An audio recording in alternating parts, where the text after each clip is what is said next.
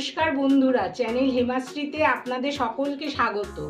আজ আমি আপনাদের চিংড়ি মাছের মালাইকারি করে দেখাবো। চিংড়ি মাছের মালাইকারি বানাবার জন্য আমার যা যা লাগবে সেগুলো একবার আপনাদের দেখিয়ে নিই। প্রথমেই লাগবে চিংড়ি মাছ।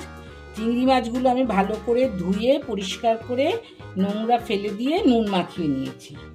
আর লাগছে পেঁয়াজ বাটা, আদা বাটা, রসুন বাটা, টমেটো কুচি, কাঁচা লঙ্কা, হাফ চামচ জিরে গুঁড়ো, হাফ চামচেরও কম লঙ্কা গুঁড়ো। আর লাগছে কিশমিশ, নুন, চিনি, সাদা তেল, নারকেলের দুধ। আর লাগছে গরম মশলার জন্য দারচিনি, ছোট এলাচ, লবঙ্গ, এই যে লবঙ্গ, তেজপাতা। আর লাগছে গাওয়া ঘি।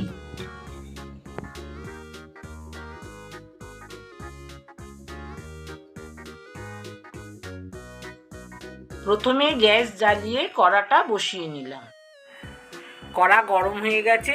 এইবার আমি এতে 4 চামচ তেল ও 3 চামচ ঘি দিয়ে দেব।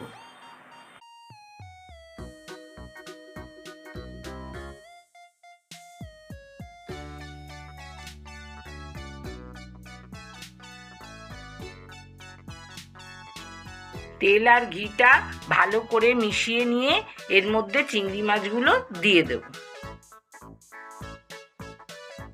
চিংড়ি মাছগুলো আমার দেয়া হয়ে গেছে। এবার মাছটাকে ভালো করে তেল ঘিয়ের মধ্যে মিশিয়ে নেব।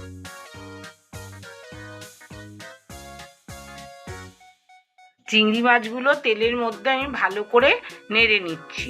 চিংড়ি মাছ তো বেশি ভাজা যায় না, তাই অল্প নেড়ে এবার আমি চিংড়ি মাছগুলো একটা প্লেটে তুলে নেব।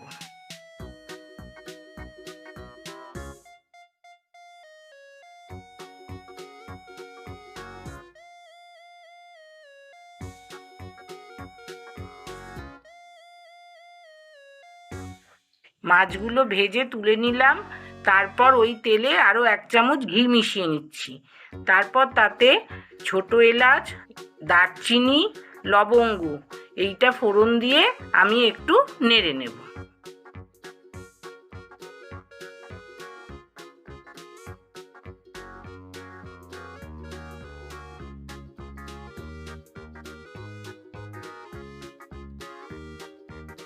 ফোড়নটা নেড়ে নেবার পর আমি এর মধ্যে 3টে তেজপাতা দিয়ে দেব।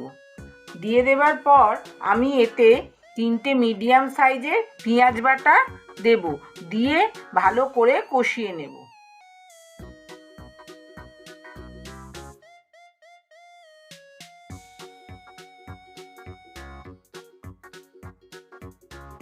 পেঁয়াজটা আমি ভালো করে কষিয়ে নিচ্ছি। একটু কষানো হয়ে যাবার পর তাতে আমি আবার একটু আদা বাটা দিয়ে দেবো। আদা বাটাটা আবার পেঁয়াজের সাথে ভালো করে মিশিয়ে নেব। এরপর আমি এতে আরও খানিকটা রসুন দিয়ে দেবো, এই হাফ চামচ মতন। দিয়ে এই আদা, রসুন আর পেঁয়াজ 3টে ভালো করে কষিয়ে নেব।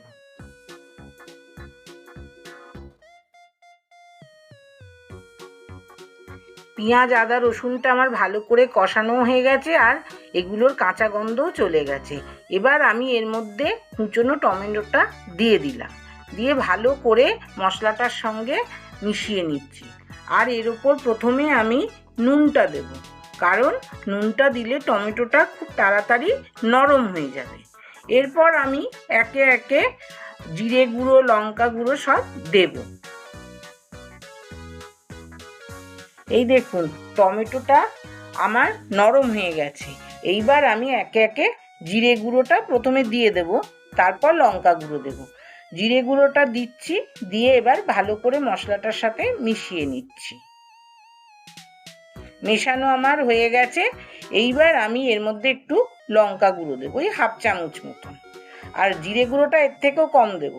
দিয়ে ভালো করে মিশিয়ে নিচ্ছি। এবার এতে একটু আমি জল দিয়ে দেব, না হলে মশলাটা তো পুড়ে যাবে, সেই জন্য। মশলাগুলো আমার খুব ভালো করে কষানো হয়ে গেছে। এইবার এর মধ্যে আমি পরিমাণ মতন চিনি দেব। মালাইকারি তো একটু চিনির পরিমাণটা বেশি হবে, কারণ মালাইকারি খেতে একটু মিষ্টি হয়, সেই জন্যে।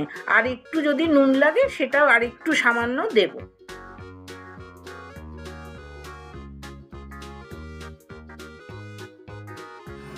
চিনিটা যাতে মশলার সাথে ভালো করে মিশে যায় সেই জন্য একটু নেড়ে দিচ্ছি।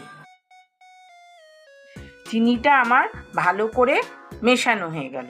এইবার এতে 2টো কাঁচা লঙ্কা আর 4-5টা কি 6টা কিশমিশ ছড়িয়ে দেব। দিয়ে একটু নেড়ে নিয়ে তারপর এতে আমি আরেকটু জল দিয়ে দেবো, খুব সামান্য জল, কারণ এতে কিন্তু জল চলে না, এটা আমি দুধ দিয়েই করব। আর বাকি কাঁচা লঙ্কা আর কিশমিশটা আবার শেষের দিকে দেব। জল দিয়ে একটু ভালো করে নেড়ে নিলাম। নেড়ে নেবার পর এতে আমি নারকেলের দুধ অর্ধেকের বেশিটাই দিয়ে দেব। আর সব একটু করে রেখে দেব কিন্তু, কারণ পরে আবার লাগবে তো, সেই জন্যে নামাবার আগে এগুলো সব আবার দেব। নারকেলের দুধটা আমার মশলার সঙ্গে ভালো করে মেশানো হয়ে গেল। এইবার দেখুন গ্রেভিটা কত সুন্দর দেখতে লাগছে, দেখছেন তো? এবার আমি এতে একটু চিনি দেব, আর একটু চিনি লাগবে, সেই জন্যে চিনিটা আমি ছড়িয়ে দিচ্ছি। চিনিটা দেবার পর মশলার সঙ্গে মিশিয়ে নিয়ে এবার আমি এর মধ্যে মাছগুলো এক এক করে দিয়ে দেব। একে একে আমার মাছগুলো সব দেয়া হয়ে গেল। মাছের সঙ্গে গ্রেভিটা ভালো করে মিশিয়ে নিলাম।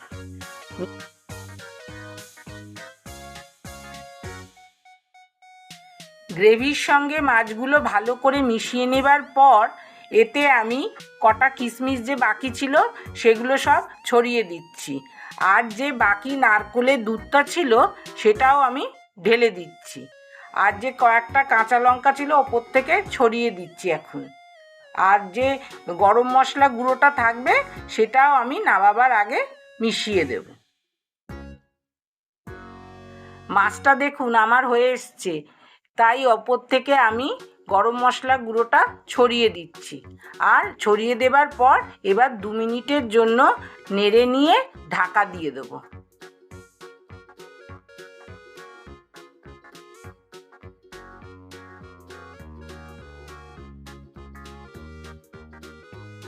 এই দেখুন আমার 2 মিনিট হয়ে গেছে। এইবার আমি ঢাকাটা খুলে নিচ্ছি। ঢাকাটা খুলে নেওয়া হয়ে গেল আর গ্যাসটা আমি নিভিয়ে দিচ্ছি। এবার আমি ভালো করে নেড়ে প্লেটে সার্ভ করব। আমার চিংড়ি মাছের মালাইকারি রেসিপিটা হয়ে গেছে। আপনাদের যদি ভালো লাগে তাহলে আপনারা লাইক, শেয়ার এবং সাবস্ক্রাইব করে দেবেন।